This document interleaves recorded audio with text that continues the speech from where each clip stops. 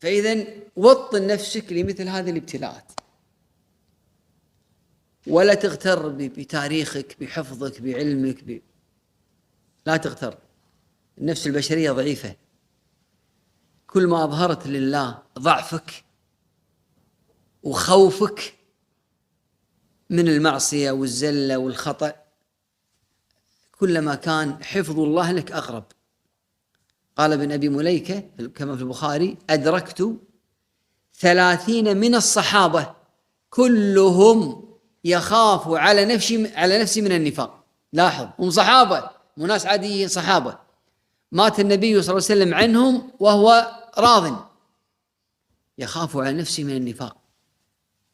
لابد تشعر شعور حقيقي بهذا الخوف، خوف من الزلة، الخوف من سوء العاقبة. ولذلك قال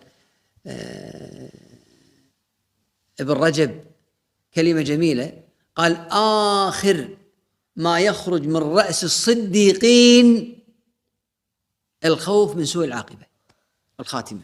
آخر شيء يخرج من قلبك هذا الخوف.